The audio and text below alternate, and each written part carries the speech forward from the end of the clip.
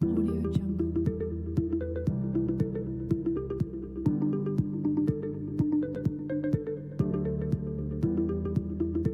Audio Jungle.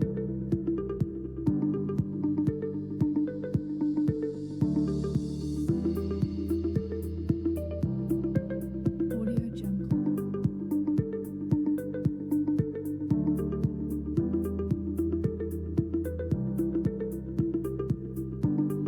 Audio Jungle.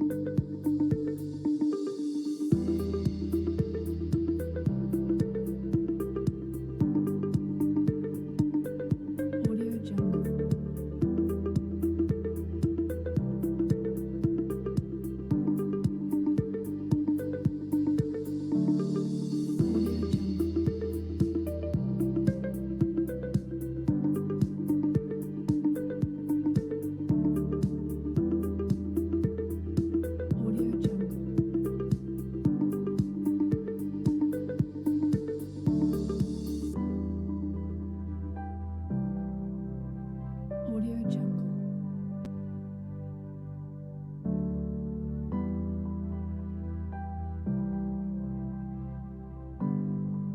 Audio Jungle. Audio Jungle.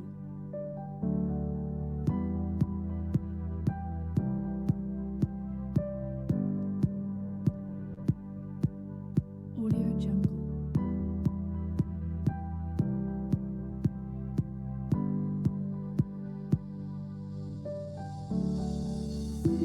Audio Jungle.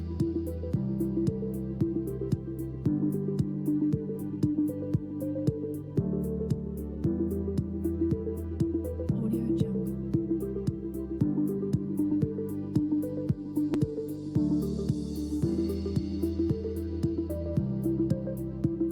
Audio Jungle. Audio Jungle. Audio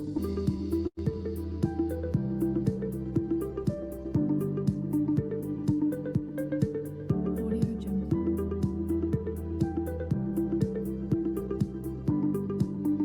Audio Jungle.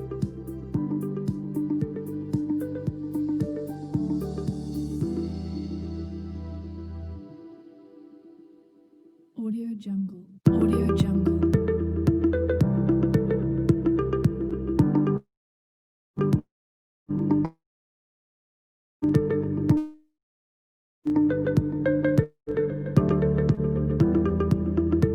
Audio.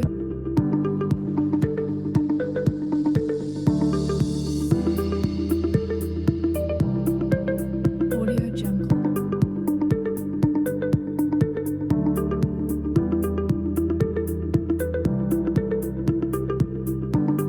Audio Jungle.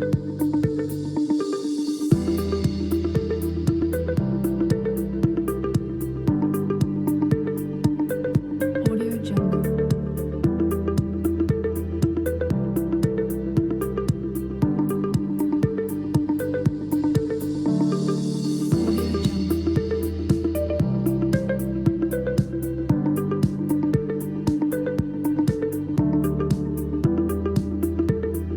Audio Jungle.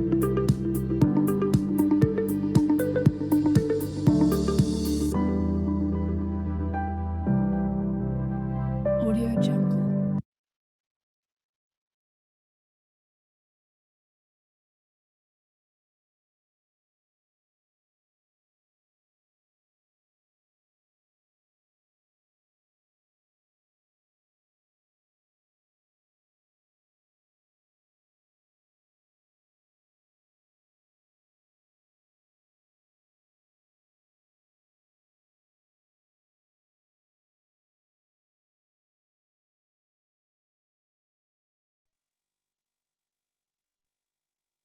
Buenas noches.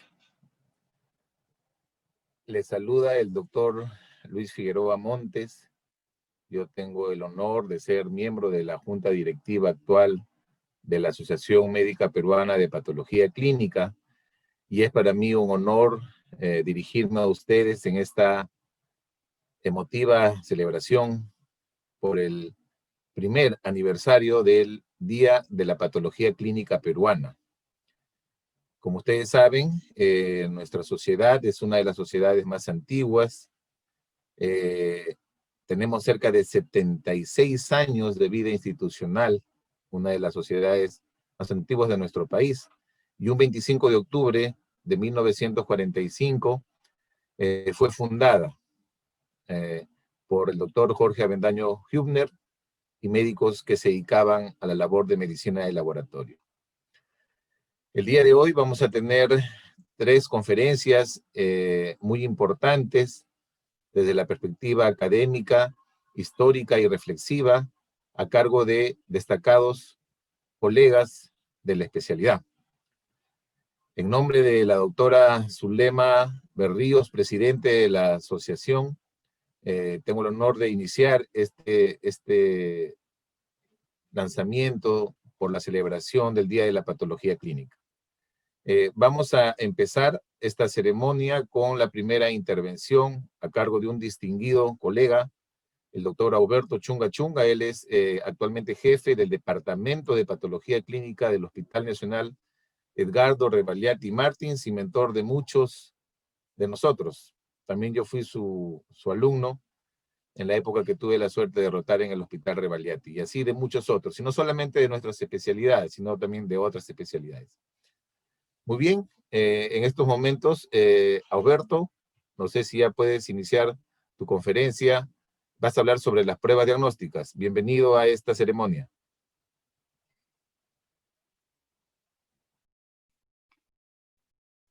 Bueno, tanta tecnología que a veces se bloquea la... Bueno, comenzaré con esa diapositiva ya que aquí me está enviando el... En realidad lo que voy a hablar en estos 30 minutos no es un tema fundamentalmente académico, sino es lo que estamos haciendo en el Hospital Rebagliati con relación al diagnóstico del SARS-CoV-2.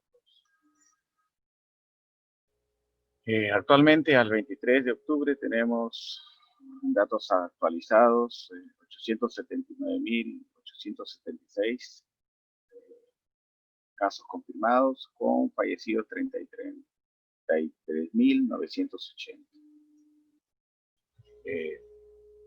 Tener en cuenta que tenemos 7 coronavirus, de esos 4 son responsables del resfrío común, y los 3 últimos de las epidemias desde el 2002, 2012 y 2019. La epidemia de 2002 fue ocasionada por el SARS-CoV-1, la del 2012 por el MERS, y la del 2019-2020 y probablemente 2021 por el SARS-CoV-2. ¿No? El SARS, así se denominó el síndrome respiratorio agudo severo, fue la primera epidemia del siglo XXI. Y bueno, como hábitat natural tenemos a los murciélagos, como intermediario tenemos a este gato cigueta y después pasó al humano, ¿no? Recordar que tenía una letalidad del 10%. El MERS tenía una letalidad del 42%, pero sus casos fueron muy limitados, ¿no? Bueno, muy limitados, el síndrome respiratorio en el medio este y el agente etiológico, pues un coronavirus MERS-CoV. Y la tercera es la que actualmente está vigente, ¿no?, a nivel mundial. Esta es la estructura del virus, creo que todos conocemos, o todos hemos visto este gráfico. Es un virus RNA que a través de su espícula ingresa a la célula a través del receptor de la enzima convertasa 2. Recordemos que estos receptores son específicos para los virus. En la fisiopatología, algo breve, recordemos que tiene una estructura genómica con partes estructurales y no estructurales. Las partes no estructurales tienen diferentes funciones que permiten la dinámica del virus. Las partes estructurales podríamos decir la caparazón del virus. Este gráfico me gusta mucho. El virus ingresa a través de un endosoma, en condiciones de pH adecuado, va a liberar un RNA que se comporta como un RNA mensajero y que va a los ribosomas para generar poliproteínas. Estas van a sufrir un proceso de proteólisis, o sea, se van a fragmentar, y dentro de ellos, dentro de la sabia naturaleza de los agentes infecciosos, se va a formar un complejo de replicación del RNA. Este complejo de replicación y transcripción permite que el RNA se multiplique. Recuerden que este virus, siendo RNA, no ingresa al núcleo, no ingresa al núcleo. Entonces, a partir de su RNA, tiene que duplicar su DNA o multiplicar su DNA. Y va a iniciar dos procesos, ¿no? Un RNA de transcripción que va a generar RNA subgenómicos y unos RNA pregenómicos que finalmente va a llegar a genómico, ¿no? Miren, de esos dos caminos sigue este RNA a través de este complejo de replicación y transcripción. Los RNA subgenómicos sí se dirigen al retículo endoplásmico, donde se va a sintetizar las proteínas estructurales del virus. Y este RNA genómico con estas proteínas va nuevamente a ensamblarse en un nuevo virión y se va a liberar.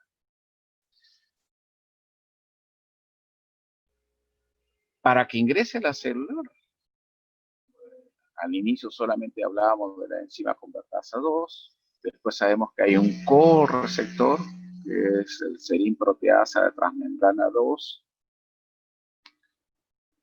y va a haber una región de unión, ¿no? Un dominio de unión al receptor.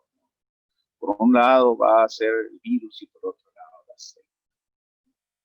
Y también recordar de que estos conocimientos son dinámicos y ahora tenemos también un receptor que tiene importancia sobre todo a nivel renal, el CD147. Ingresa a diferentes órganos y tejidos, ¿no? Riñones, pulmones, corazón, intestino, cerebro, vasos sanguíneos, de tal manera que es un compromiso multisistémico. Nuevamente este esquema de replicación es importantísimo, ¿no? Donde se va a utilizar el propio virus, utiliza el complejo de traducción de la polimerasa y generación de este complejo de transcripción, replicación, ¿no? Que es importante y ya lo hemos mencionado. Y nuevamente conocimientos van adquiriéndose el CD147. Va a haber una respuesta, ¿no? Una respuesta que puede ser en su mayoría, se calcula que más del 80% va a generar una respuesta que se va a autolimitar. El virus genera entre las células todos unos mecanismos que en algo se parecen a la apoptosis, pero que no son apoptosis, que tienen un componente inflamatorio, tiro, fuego. Entonces, estos mecanismos tienen que ser regulados. Si estos mecanismos progresan y se desregulan, van a generar una respuesta altamente inflamatoria. Y en esa respuesta, o tenemos una respuesta inmune saludable, controlada, o tenemos una respuesta inmune disfuncional, y con ello el compromiso de vida del paciente. La forma de diagnóstico es el diagnóstico clínico. Siempre hablábamos de la fiebre como uno de los factores más frecuentes. Diversos estudios al inicio de la pandemia lo mencionaban así. Y les muestro el actual publicado en el mes de octubre, 19 de octubre, en el Hospital Revalidati, donde el signo más frecuente ya no es la fiebre. Dentro de la sintomatología, la tos, el malestar general, dificultad respiratoria, y recién viene la fiebre y el calor. Estos son datos ya evidenciados, recolectados en nuestro hospital, y tanto publicados también dentro de la data por inteligencia sanitaria. El diagnóstico clínico por ello es bastante difícil, bastante complejo, y creo que en este arte, en la medicina, es bastante difícil de obtenerlo, ¿no? Y bastante impreciso. Se complementa con exámenes de laboratorio, el hisopado nasal para realizar las pruebas moleculares y las pruebas que buscan detectar anticuerpos para control epidemiológico. Al inicio de nuestro trabajo hospitalario, se trabajaba con el pulpejo de dedo y también tuvimos una experiencia grande con la extracción de sangre para realizar las pruebas rápidas. La ventaja de trabajar con suero era una mejor resolución de la prueba comparada a la de pulpejo de dedo. La ventaja de pulpejo de dedo que nos permite hacer tamizajes masivos con mayor facilidad cuando trabajamos con punción venosa. El otro aspecto importantísimo es la tomografía de pulmón, y como patólogo clínico a veces no es grato decirlo, pero muchas veces pruebas moleculares negativas, lógicamente sin anticuerpos, eran detectados y diagnosticados por tomografía pulmonar. De tal manera que la tomografía unido a la prueba molecular, llega a una sensibilidad de 97% de casos.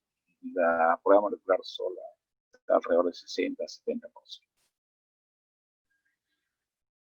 No se realizan todos los exámenes al mismo tiempo y nosotros tenemos que definir en qué tiempo estamos. Eso es importantísimo y que aunque seguramente algunos colegas que ya me han escuchado estarán cansados de escucharlo, pero a diario en el hospital hay que orientar a personal médico, a personal de enfermería, a técnicos, por ese temor, ese miedo que tienen y que piensan que los diagnósticos se deben hacer, por ejemplo, del inicio del contagio a la presentación de síntomas. Hay un periodo de incubación y muchas veces toda la literatura recomienda que aquí no pueden usarse pruebas rápidas como diagnóstico, ¿no? Con el inicio de la sintomatología, nosotros iniciamos hisopado para pruebas moleculares. Eso nos ha permitido un manejo adecuado. Yo creo que no es el óptimo, pero es el real. ¿Por qué? Porque cuando el paciente presenta síntomas, nosotros podemos hacer hisopado y hacer el estudio de ARN para hacer las pruebas moleculares. Doctor, pero acá hay un periodo asintomático y puede infectar, sí. Y lógicamente que si hiciéramos los asintomáticos, no tenemos el número adecuado de pruebas para hacer asintomáticos. Es por eso que le digo que este es un dato real. Lo enviamos al Instituto Nacional de Salud, donde se hace el PCR en tiempo real, y recordemos algunas desventajas que tenemos a nivel nacional, ¿no? El PCR que se nos informa es un PCR cualitativo. No se nos informa un PCR cuantitativo, ¿no?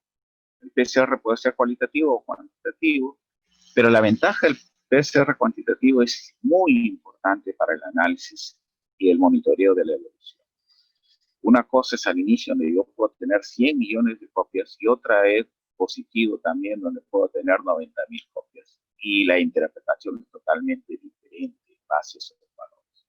No tenemos de común las pruebas cuantitativas a nivel de nuestro ente rector, que es el Instituto Nacional de Salud.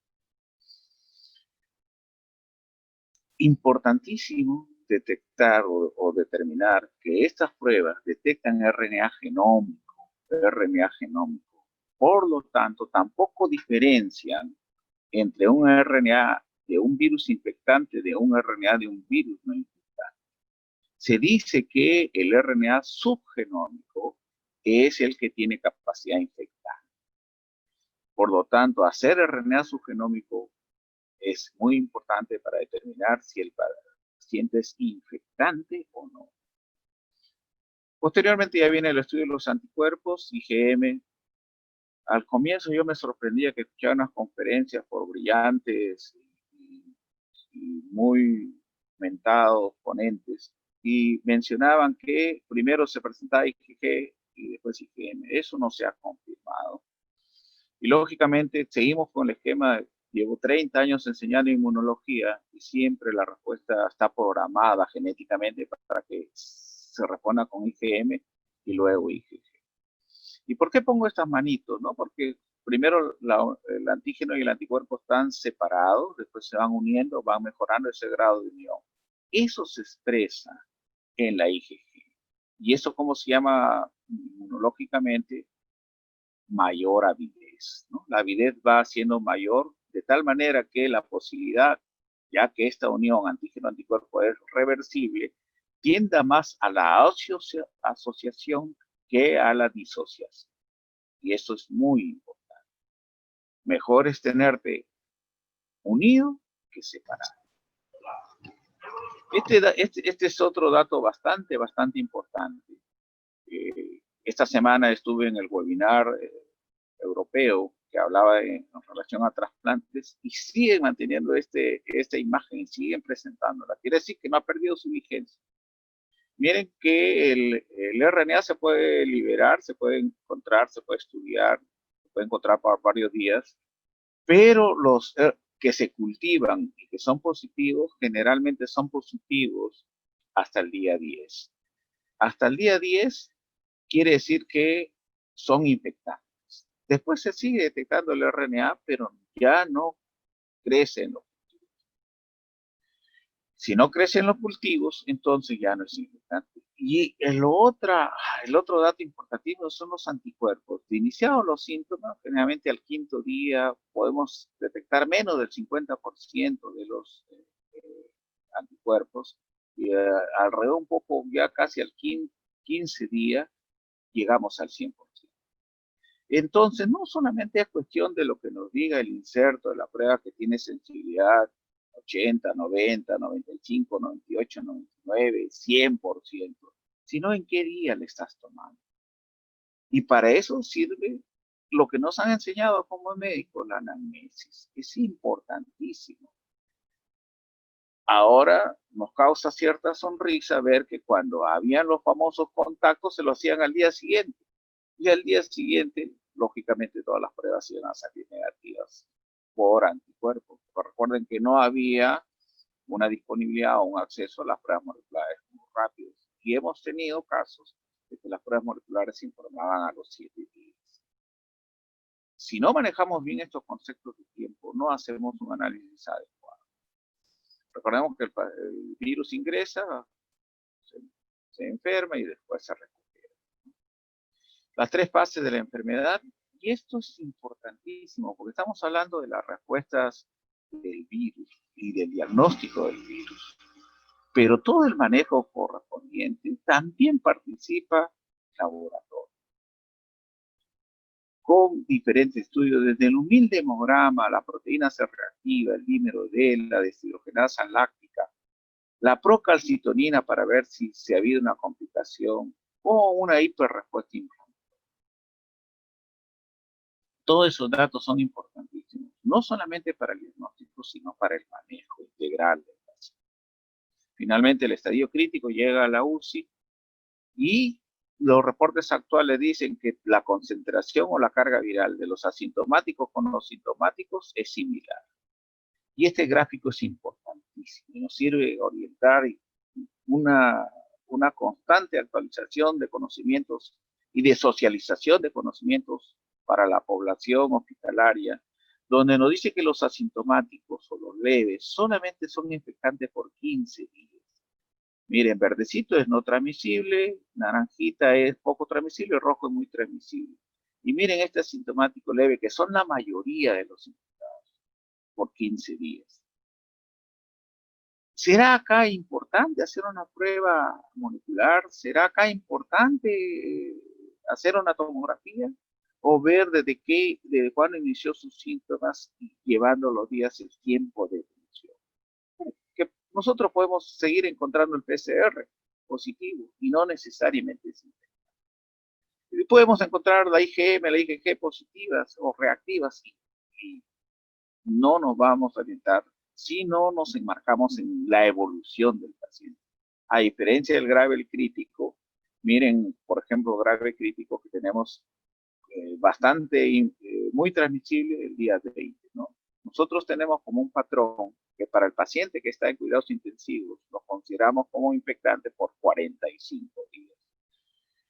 Y estos casos van bajando su carga viral. Acá es 100 de carga viral, 1000, 10.000, 100.000. Y miren que este valor de corte, ¿no? De 100, un valor de corte de interpretación de significancia clínica.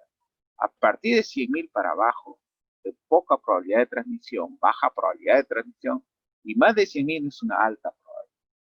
Y esto es importante. Entonces, si no hacemos carga viral, ¿cómo vamos a poder dar estas opiniones, ¿no? Y miren que comienza en 1.000 millones, en 10.000 millones, en 100.000 millones de carga viral. Y cómo esta va disminuyendo en casos leves en el día 10 y hasta en 1.000. En los casos moderados en el día 15 está en 1.000 y los casos críticos sí más allá del día 27. Hemos hablado del día 45. Y esa disminución de esa replicación del virus se debe, en este caso, correlacionada a los altos títulos de anticuerpos neutralizantes. Es por eso que a nivel hospitalario nosotros no definimos a la población como COVID positivo o COVID negativo, sino como COVID infectantes o COVID no infectantes. Y eso nos permite establecer que los flujos hacia donde se deben hospitalizar los pacientes, porque muchas veces creen que en base a una prueba rápida o una prueba molecular pueden decidir a dónde ir el paciente. Debemos considerar casos, por ejemplo, que hemos tenido, pacientes con 51 días con pruebas moleculares positivas que querían ir a áreas altamente infectantes. No, no deben ir a esas áreas altamente infectantes. Hemos tenido la paciencia de repetir y coordinar para que nos repitan en 3 días la prueba, del día 51 al día 54, y el paciente ya negativo. Y hemos hecho estudios de investigación donde el criterio de positividad de la prueba era de que deban salir 2 genes positivos, nos salía solo un gen positivo, y el INS nos confirmó a los 3 días que era negativo. Por eso es importante la interpretación completa del paciente. Bueno, este grafiquito, acá tenemos la membrana de la célula, acá tenemos la proteína M, la proteína E de envoltura, la hemaglutinina que no lo presenta el SARS-CoV-2, pero sí otros coronavirus, la proteína Spike, que es la que permite ingresar a la célula, el RNA de sentido positivo y unida a él las proteínas que son las nucleoproteínas. 5 Recordemos minutos que para... te quedan, Alberto. 5 ¿Perdón? minutos. ¿Cuánto? Gracias. 5 minutos. Bueno, entonces avanzaremos esto rápidamente. Podemos hacer RT-PCR, detección de anticuerpos, detección de antígenos, el PCR, la detección de antígenos de segunda generación. Parece que va a ser un aporte importante y lo debemos considerar sobre todo para la pandemia. La detección de anticuerpos como control epidemiológico creo que es excelente. Las pruebas rápidas tienen todo un flujograma y no olviden que siempre tienen que tener sus controles adecuados. Debemos contar a nivel ministerial de Perú con pruebas tipo ELISA o quimioluminiscencia que no están aprobadas para ser utilizadas, y ya debe corregirse esto porque son mejores pruebas, todo eso lo sabemos, que existe reactividad cruzada y eso lo tenemos que trabajar bien e interpretar adecuadamente las pruebas.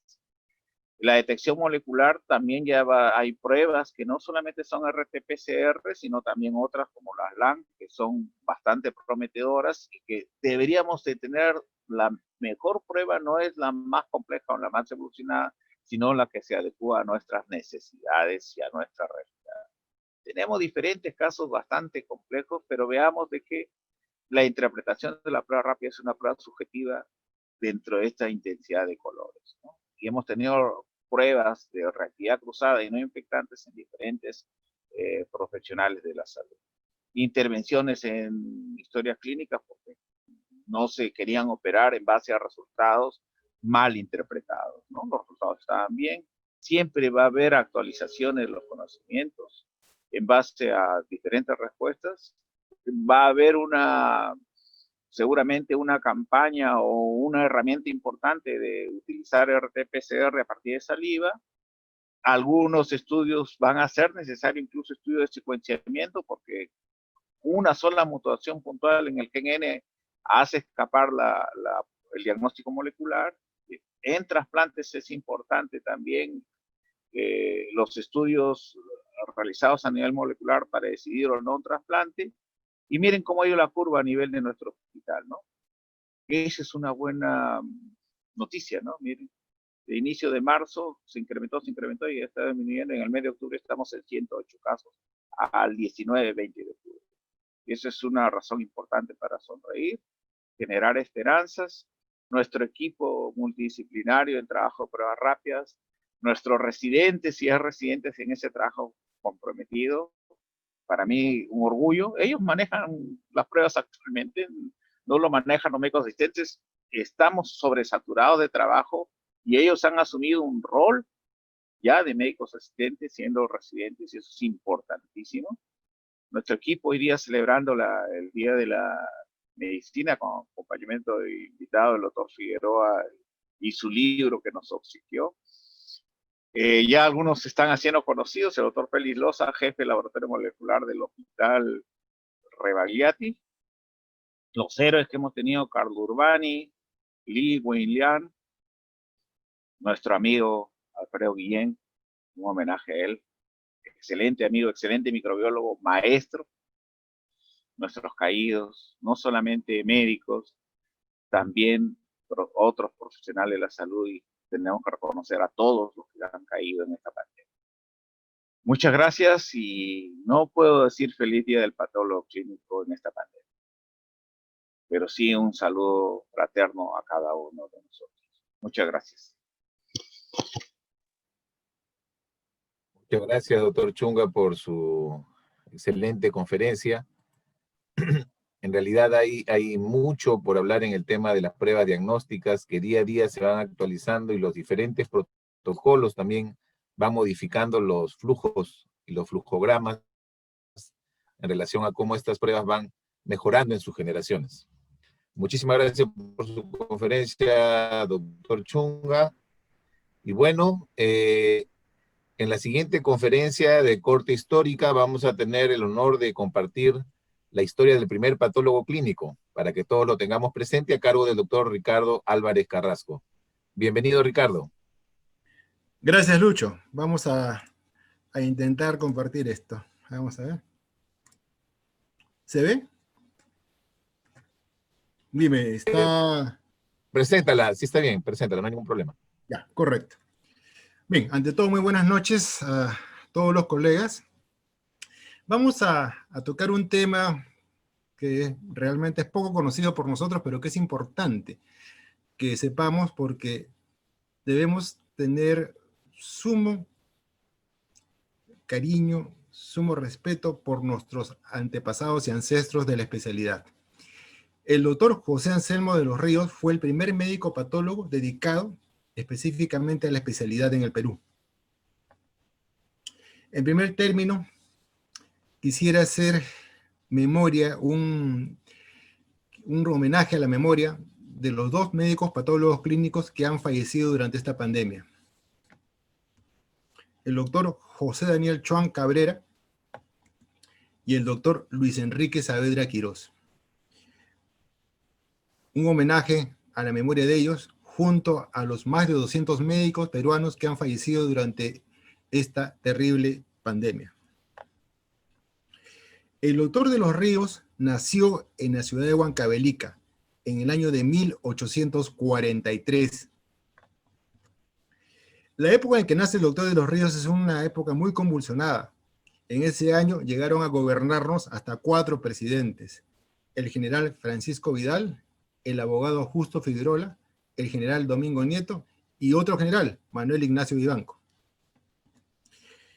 De los Ríos, en el año 1852, reside en Ayacucho y allí hace sus estudios escolares por el lapso de 6 años. Luego viaja a la ciudad de Lima, donde ingresa al Colegio Seminario de Santo Toribio en 1859. Al año siguiente ingresa a la Facultad de Medicina de San Fernando. Y allí es alumno predilecto del químico italiano Giuseppe Eboli, quien dictó la cátedra de química médica. Es el primer antecedente de nuestra especialidad en el Perú. Es lo que ahora conocemos como bioquímica. El doctor Giuseppe, o el químico Giuseppe Eboli, vino acá a Sudamérica como producto de las guerras que existían en su país. Y junto con Raimonde y otros médicos más, vinieron y Cayetano Heredia los acoge para formar parte del plantel docente de la Facultad de Medicina de San Fernando. El 21 de febrero de 1866, de los Ríos se gradúa de médico cirujano.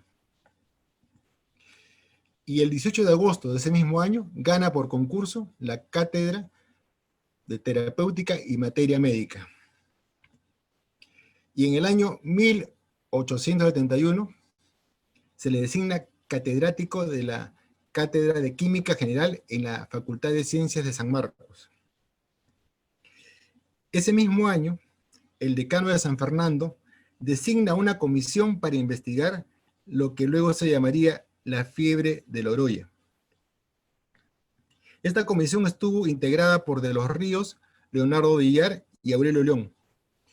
Y viajaron a la zona verrucosa y decidieron hacer una serie de experimentos para ver cuál era el origen de la enfermedad. Previo sorteo, De los Ríos solo bebió cerveza. León tomó 2 grandes vasos de agua cristalina proveniente de los riachuelos de la zona. Curiosamente, De los Ríos enfermó de la verruga peruana apenas 3 días después de retornar a Lima.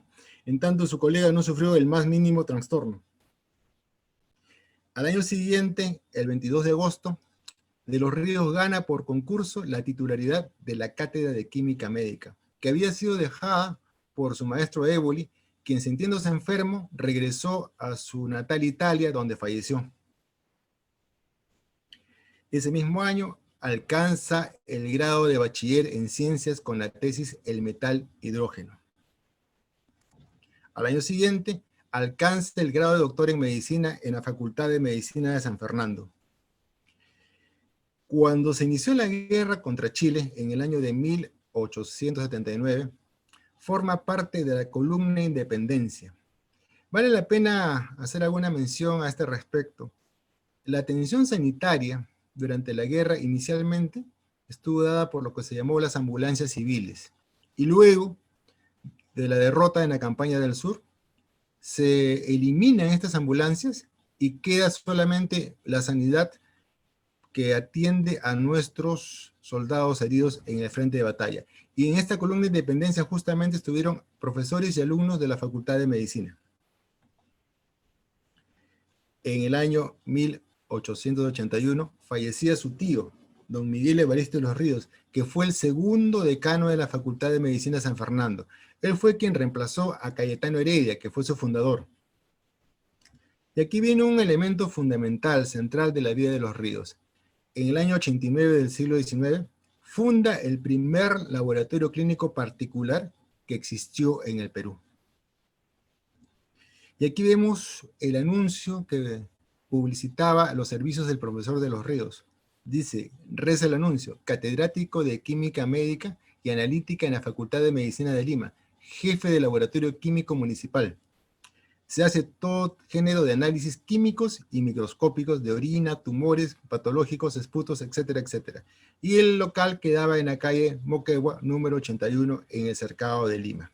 Este anuncio apareció en el número 16 de la revista La Crónica Médica, que era el órgano principal de la Sociedad Médica Unión Fernandina, y en su época fue la revista más importante médica del país. En el año 1891, el gobierno le encarga, junto con el doctor Manuel Antonio Muñiz, examinar los restos de Francisco Pizarro que se encontraban en la Catedral de Lima. En efecto, ambos facultativos hacen los estudios que por aquella época eran pocos realmente, y llegan a la conclusión que ellos eran los restos verdaderos del conquistador del Perú. Lamentablemente, 80 años después, este veredicto fue absolutamente denegado. Se encontró una pequeña caja de metal forrada con terciopelo rojo con un cráneo, que luego de los estudios correspondientes se llegó a la conclusión que eran el verdadero cráneo de Francisco Pizarro. Por ello, los restos que estuvieron en la Catedral de Lima tuvieron que ser simplemente eliminados o puestos en otro lugar porque no correspondían al conquistador del Perú. En el año de 1895, la Facultad de Medicina de San Fernando acuerda con la Sociedad de Beneficencia Pública de Lima la instalación de un pequeño laboratorio clínico en el Hospital 2 de Mayo de Lima. Este era un pequeño laboratorio que prácticamente estaba circunscrito a un ambiente sumamente estrecho, donde se puso, este servicio nuevo se puso bajo la jefatura del doctor de los Ríos, pero tenía como ayudante al joven alumno Osvaldo Erceyes Monterola. En este pequeño laboratorio, básicamente se hacía solo el estudio de los componentes bioquímicos de la orina. En el año 1898, la deteriorada salud del doctor de los Ríos hizo que solicitara licencia indefinida, quedando el pequeño laboratorio a cargo de un estudiante, Osvaldo Erceyes Monterola. El 25 de julio de 1900 es un día para el recuerdo de la patología clínica peruana. Aquel día la Sociedad Pública de Beneficencia de Lima decidió establecer definitivamente un laboratorio clínico en el Hospital 2 de Mayo.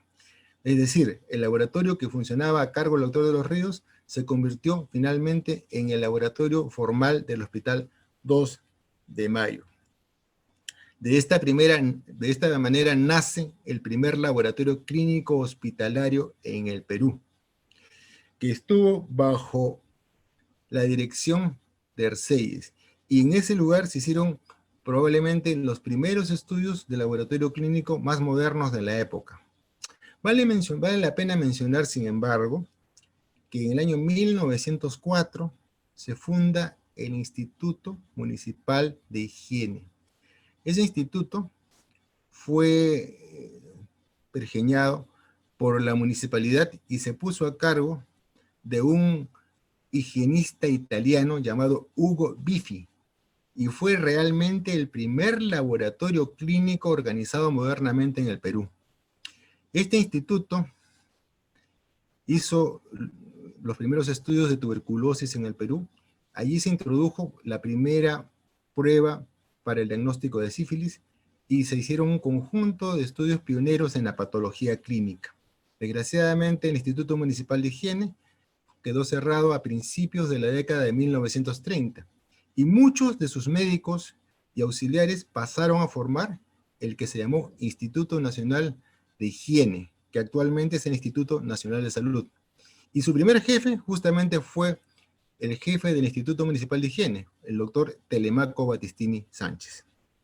Bueno, como habíamos dicho, la Beneficencia decidió fundar el laboratorio clínico definitivamente en el Hospital 2 de Mayo. Y el mismo día en que la Beneficencia acepta esa fundación, por amarga coincidencia, fallecía el doctor de los Ríos en la ciudad de Lima.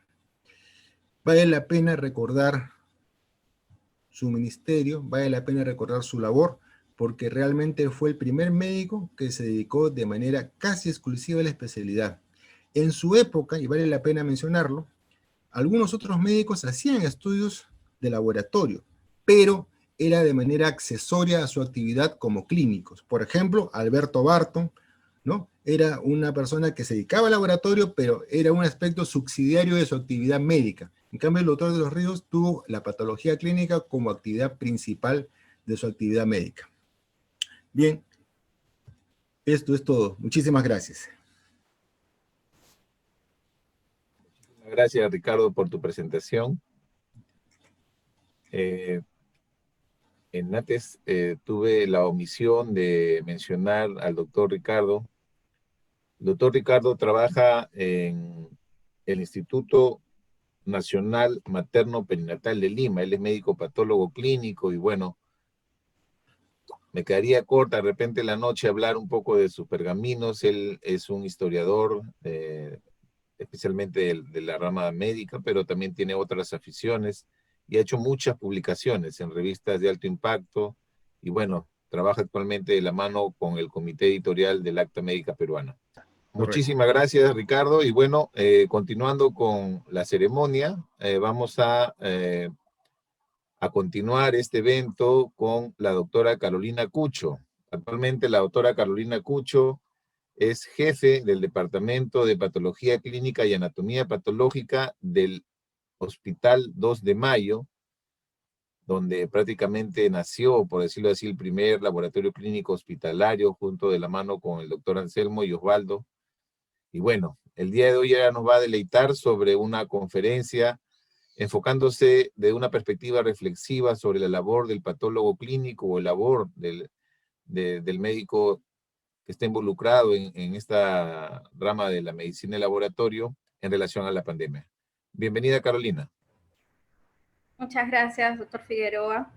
Bien, gracias por la presentación. Entonces vamos a compartir la presentación. Muy bien, muy buenas noches con todos.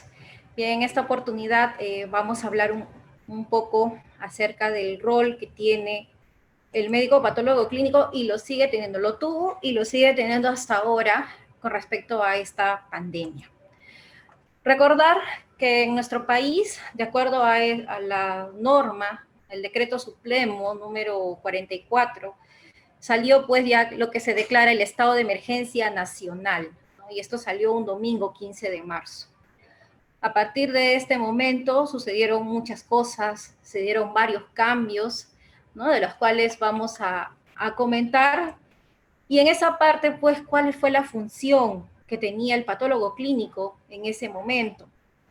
Primero que tuvimos muchas dificultades como médicos y todo el personal de laboratorio.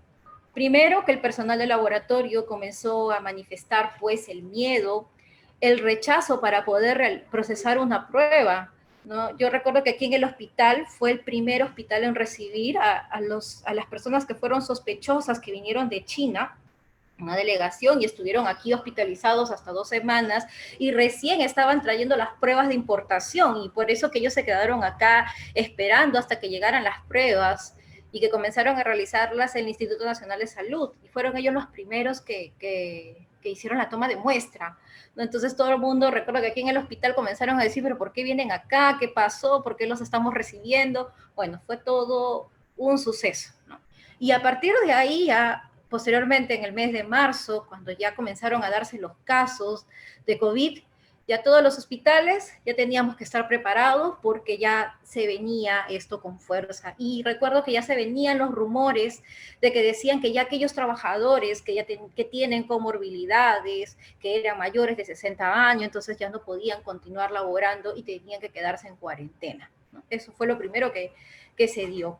Cuando comenzaron a llegar las primeras muestras en el laboratorio, entonces ya el personal comenzó a tener miedo y nosotros como patólogos clínicos teníamos que estar buscando todos los protocolos, las guías para ver cómo manejar estas muestras, ¿no? Entonces nosotros éramos los que teníamos que darles toda esa información al personal en esta primera parte. Teníamos que tener cuáles eran las medidas de bioseguridad que se tuvieron que implementar. Muchos tuvimos que revisar guías de CDC, las guías europeas, en las cuales ya ellos ya venían trabajando con todo esto de la enfermedad de COVID-19.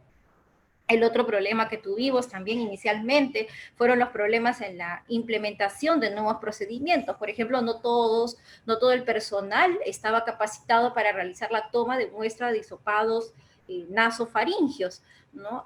Por ejemplo, nosotros aquí, solo algunas personas habían sido capacitadas para esta toma de muestra cuando nosotros en el hospital hacemos ya pruebas moleculares, ¿no?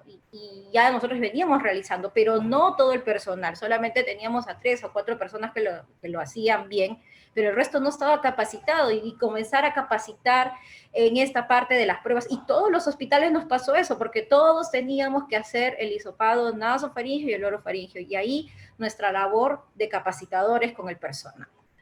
También con la implementación de la prueba rápida, ¿no? Porque comenzamos a implementar la prueba rápida y teníamos que revisar los insertos en ese momento de cómo es la lectura, la interpretación, el tiempo que le toma para hacer el procesamiento de la prueba, y comenzamos a revisar ya diferentes metodologías. Entonces, todo eso tomaba tiempo, y eso ¿quién tendría que hacerlo? El patólogo clínico. Ahí estábamos nosotros.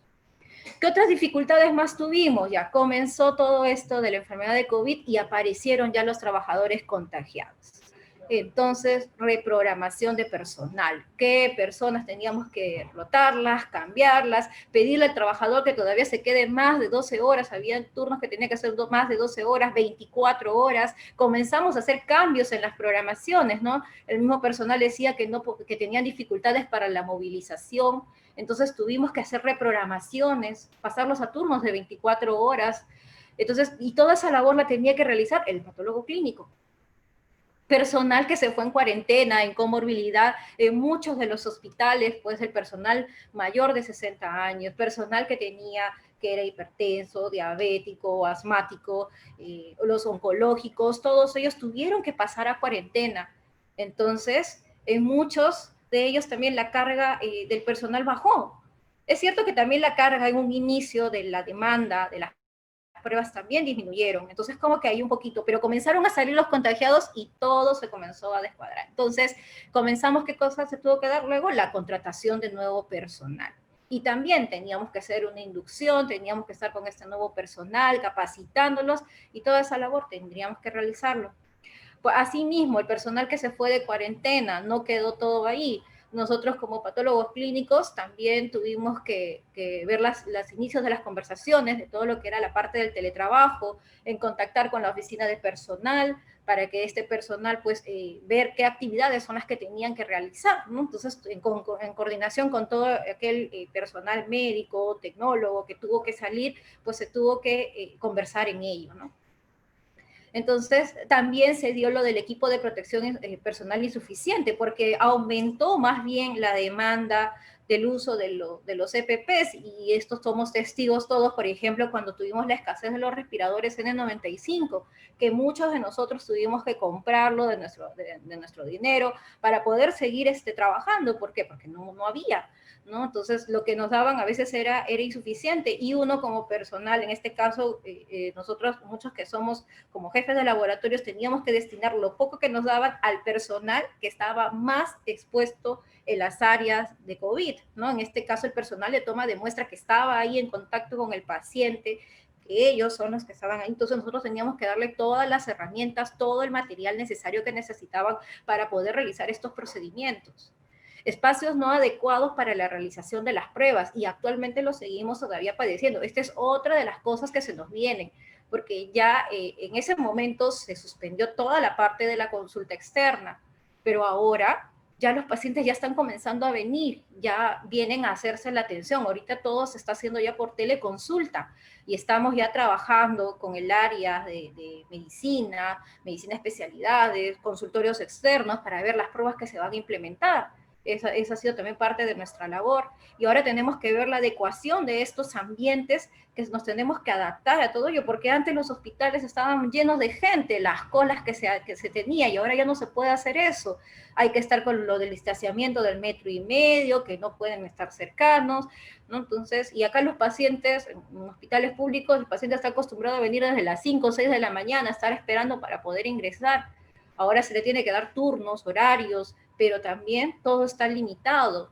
Pero esto es lo que se nos viene ahora, ¿no? Los espacios para la atención de la consulta externa. ¿Cómo vamos a hacer ahora la parte de la toma de muestra? Nuestros ambientes están en las condiciones adecuadas para poder realizarlo, entonces se nos viene ahora esto. Y la otra parte que también sucedió, que si muchos tenemos familiares que tienen comorbilidades, que son adultos mayores y vivimos con ellos, entonces tuvimos que distanciarnos, tuvimos que separarnos, porque por el miedo del riesgo de contagio, ¿no? Porque ya hemos visto, y por lo menos aquí en el hospital, los trabajadores que hemos tenido, más bien, ellos fueron contagiados por la familia. O sea, acá estaban protegidos, y cuando ya estaban con la familia, el hecho ya de estar con la familia cercanamente, pues se contagiaban, o que nosotros también podríamos contagiarlos a la familia, ¿no? Entonces, muchos tuvieron que también aislarse, separarse de la familia, ¿no? Y hasta ahora eso sigue sucediendo. Otras de las dificultades que tuvimos, incremento de la demanda de los exámenes para la enfermedad de COVID, ¿no? Como podemos saber ahí en el listado, tenemos una amplia cantidad de pruebas de laboratorio que se comenzaron a solicitar para la parte del monitoreo y seguimiento, y muchos de nosotros tampoco no estábamos preparados para todo esto, porque uno ya tenía una cantidad determinada, por ejemplo, nosotros aquí en el hospital, el dímero D, nosotros todavía teníamos una licitación y dímero D entraba una cantidad de 130 mensual. Y cuando comenzaron ya las bibliografías, comenzaron a salir que sí, el dímero D es muy útil para la parte del seguimiento, del monitoreo del paciente, comenzó la demanda. Y hemos llegado a hacer hasta 1000 pruebas por mes. Entonces, y esa demanda, ¿cómo hemos tenido que cubrirla? Todo ha tenido que ser pues la labor del patólogo clínico, en hacer los requerimientos, las solicitudes, en estar viendo las cantidades a solicitar, en hacer una proyección. Porque a veces tampoco las proyecciones no eran buenas, a veces uno decía, pero ¿cuánto es lo que esperamos? ¿No? ¿Cuántas camas tenemos a disposición? Entonces, ha tenido que hacer bastante esta parte de la coordinación. Y la otra parte, también implementar nuevas pruebas. Muchos de los hospitales han implementado pruebas como procalcitonina, que no lo venían haciendo, se tuvo que implementar. Se tuvo que incrementar pues la demanda de todas estas pruebas, y todo ello pues ha tenido que ser gracias a la gestión del patólogo clínico. También se tuvieron dificultades con la parte de los reactivos que no se podían rotar, que eran utilizados para la consulta externa, porque se cerró la consulta externa, y en la consulta externa uno tenía gran parte de pruebas de microbiología, las pruebas de laboratorio de hormonas, marcadores tumorales que se les pedía a los pacientes en la consulta externa, todo eso se quedó paralizado. Entonces, ya también ahí el riesgo, ¿no? Y quedó con todo este reactivo. Las empresas nos iban a canjear, no nos iban a canjear. En algunos casos se dieron los canjes, pero en otros no.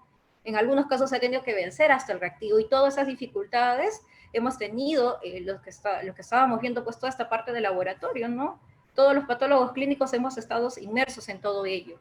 Y también cuando hacíamos los requerimientos de todos estos reactivos, pues también comenzó la escasez de los reactivos por parte de los proveedores, ¿no? O sea, encima que solicitábamos no había, y demoraban todavía los tiempos de importación, y los colegas que nos reclamaban, que nos decían para cuándo llegaban los reactivos, o sea, todas esas cosas hemos estado padeciendo todos los que estábamos pues viendo el laboratorio. Dentro de las oportunidades que se dieron, bueno, se tuvo que habilitar el teletrabajo, sobre todo con los médicos, ¿no? Que estábamos ahí viendo toda la parte de la gestión. Algunos tuvieron que pasar a hacer consulta de seguimiento a pacientes de enfermedad de COVID, pero todo se hacía pues a través de llamadas telefónicas o a través del telemonitoreo, etcétera.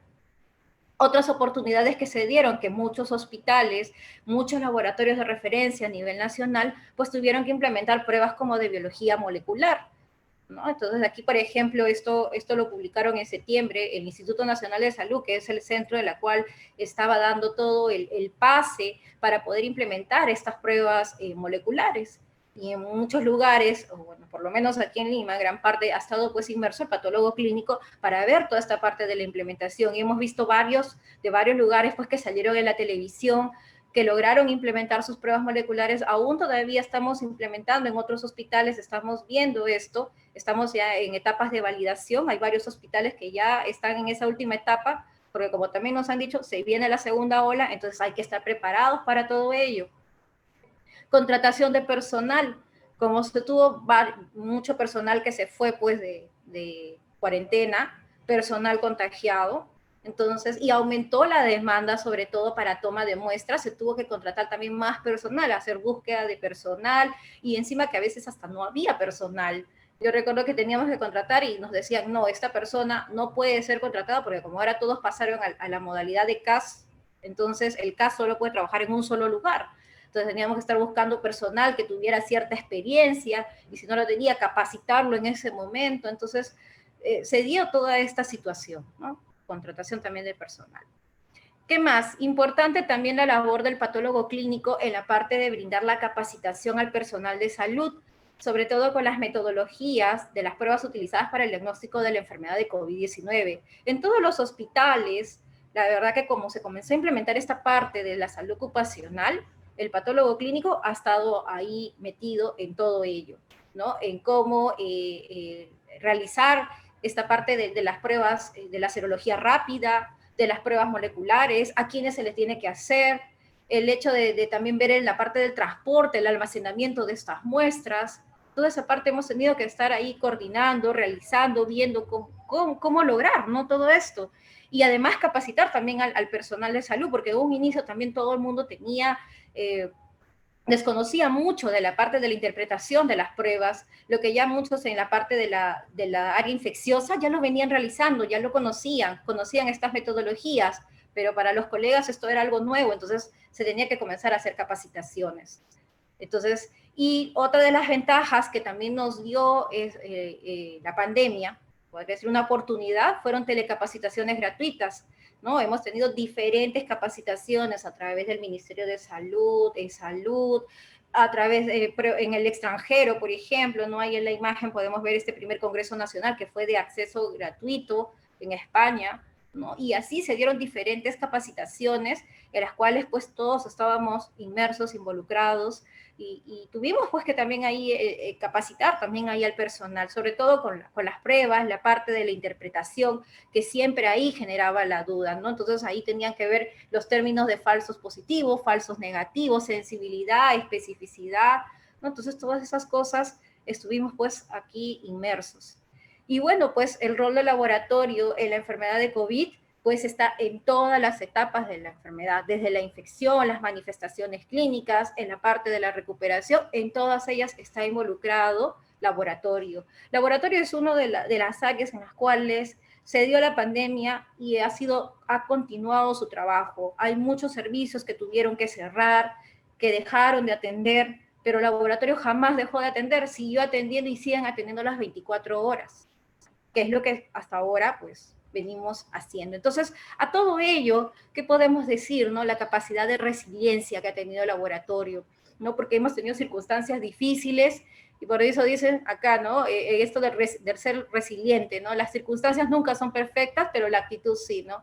Pensar, piensa en útil, ¿no? Rumiar el pasado no lo va a cambiar, ¿no? O sea, molestarnos por lo que ya pasó, ¿no? Eso no va a cambiar. Tenemos que buscar soluciones, somos el cambio, y eso también era parte de nosotros, ¿no? De animar al personal, estar ahí con ellos, aceptar que no es resignación, es dejar marcha atrás, dice, hay que asumir la responsabilidad. Bueno, muchos tuvimos que asumir esta responsabilidad, ¿no? Todos los que seguimos trabajando, estamos en el lugar del donde sucede todo esto, ¿no? Entonces estamos ahí, y bueno, pues ahí y seguimos, ¿no? Y esto es temporal, ¿no? No es para toda la vida. Entonces, a los que nos ha pasado y lo que venimos haciendo, pues, es algo temporal. No siempre se recoge lo que siembra, ¿no? Que es lo que también se menciona, y que la vida tiene una parte injusta, ¿no? Pero cuenta con ella. Entonces, eso es lo que ha pasado con el laboratorio, ¿no? Esa capacidad de resiliencia, y bueno, y hay que seguir. Bien, ¿no? Entonces, mi reconocimiento, entonces, para todos los patólogos clínicos que están todavía involucrados en todo ello y seguimos en esto de la pandemia, ¿no? Y bueno, y esperando, pues, ¿no? Que no se dé esto de la segunda ola, pero hay que estar preparados para ello. Muchas gracias. Muchas gracias, Carolina, por tu conferencia. En realidad, ha sido un viaje por todas las actividades que se realizan en realidad al momento de asumir la responsabilidad de liderar las UPCS de patología clínica, porque hablamos de un liderazgo. Ha visto todo el tema del impacto de la gestión del recurso humano en todas sus dimensiones, la gestión de la infraestructura en todas sus dimensiones, la gestión de la tecnología en todas sus dimensiones, el abastecimiento, capacitación, etcétera. Todo eso se resume en un liderazgo que en definitiva, como patólogos clínicos, debe ser un liderazgo transformacional y comenzar a dejar de lado el liderazgo transaccional. Bueno, en realidad, esas han sido las 3 conferencias enfocadas en un contexto determinado de perspectiva científica, histórica y reflexiva. Y para terminar esta emotiva ceremonia virtual, voy a dejar con ustedes para que dirija un mensaje a nuestra presidenta, la doctora Zulema Berrío Fuentes, quien estará a cargo de discurso relacionadas a nuestra celebración. Bienvenida, Zulema. Ya, bueno, buenas noches a todos los colegas que nos acompañan el día de hoy. Hoy es una fecha histórica para todos nosotros, los médicos patólogos clínicos, hoy 25 de octubre. Por segundo año consecutivo hacemos un alto en nuestras labores, en nuestros quehaceres, para esta conmemoración. Cumplir un aniversario es celebrar las alegrías de hoy, las memorias del ayer y la esperanza del mañana. Celebrar alegrías hoy, creo que no tenemos mucho que celebrar. Pasamos por unos meses muy difíciles, sin embargo, como médicos patólogos clínicos, estuvimos presentes en toda esta crisis de salud y orgullosos de haber aportado en bien de la salud de nuestros pacientes. Memorias del ayer. Recordar y agradecer la labor de nuestros colegas fundadores y nuestros past presidents, quienes con su sapiencia y profesionalismo encaminaron nuestra sociedad para el logro de los objetivos. Algunos ya no se encuentran entre nosotros. Hacemos especial mención en los que nos dejaron este año, algunos víctimas de la pandemia como de otras enfermedades. Mencionamos al doctor Luis Enrique Saavedra, el doctor José Anselmo de los Ríos, el doctor Alfredo Guillén, el doctor Francisco López. Es una lamentable pérdida para nosotros, quienes empezamos y estamos en el intermedio de este caminar. Asimismo, también debemos de reconocer al doctor Alberto Mori y su directiva del año 2017 y 19, quienes hicieron posible instituir el 25 de octubre como Día del Médico Patólogo Clínico, que será fecha trascendental.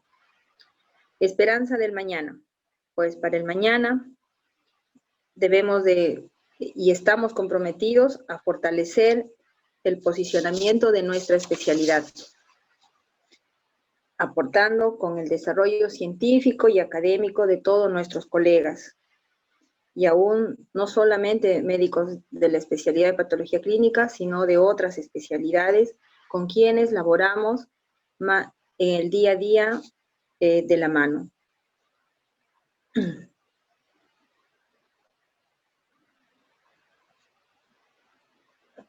Bueno, finalmente, me queda desearles a cada uno de ustedes que este 25 de octubre pase un lindo día acompañados y rodeados de la familia, en un ambiente familiar, ¿no? Motivo de la pandemia, no podemos hacerlo de otra manera, pero de todas maneras yo considero que podamos hacer un brindis virtual por los éxitos de nuestra especialidad, con la esperanza de que el próximo año y los muchos más que vendrán, podamos reunirnos y poder compartir este gran día que para nosotros es un motivo de alegría. Muchas gracias. Un brindis con todos ustedes por nuestra especialidad, por los éxitos que nos esperan en el futuro. Gracias. Salud. Salud. Salud. En realidad, agradecer las palabras de la doctora Zulema Berríos, quien ha expresado su sentir en relación a esta celebración. Y creo que como representante de la Junta Directiva, yo deseo que todos los colegas patólogos clínicos asociados y futuros patólogos pasen el día domingo un excelente día al lado de su familia, o si están laborando también de la mejor forma. Hay que reflexionar, hay que comprometerse un poco más con la actividad societaria. Nosotros lo invitamos a que ustedes participen activamente de la sociedad. Las puertas están abiertas y bienvenidos todos. En nombre de la Asociación Médica Peruana de Patología Clínica, nos despedimos y esperamos que hayan pasado un grato momento en esta ceremonia por la celebración del Día de la Patología Clínica. Me despido. Ha sido un gusto compartir esta ceremonia y un abrazo virtual para todos ustedes. Muchas gracias.